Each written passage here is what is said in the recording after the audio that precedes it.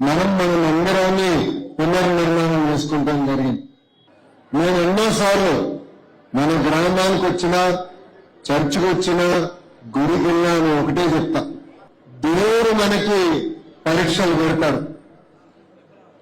ఒక్కొక్క కుటుంబానికి ఒక్కొక్క రకమైన పరీక్ష పెడతాడు. కానీ ఆ పరీక్ష జయించే శక్తి కూడా దేవుడు మనకి ఇస్తాం జరుగుతుంది. మీ మందిరం పునర్నిర్మాణంలో నేను కూడా భాగస్వామ్య అవకాశం దేవుడు నాకు కల్పించాడు.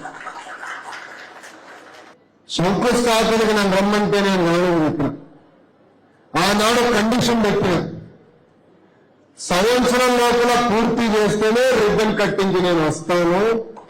ఏ పని చేసినా ఒక సంకల్పం, ఒక పట్టుదలతో మనం చేయాలి. కాలం ఉంది కదా అని ఎక్కువ సమయం తీసుకుంటాం కాదు. ఒకటి అనుకుంటే మన మనసులో ఒక పని పడితే, ఒక పరీక్ష వచ్చినా అది ఎట్లా సాధించాలి, ఎట్లా పూర్తి చేయాలి, ఆ శక్తి మనలో ఉంది. చేసి చూపించండి. కరెక్ట్గా క్యాలెండర్ మారే లోపల రిబ్బన్ కట్టించి నన్ను పిలవమని వాళ్ళు కోరటం జరిగింది.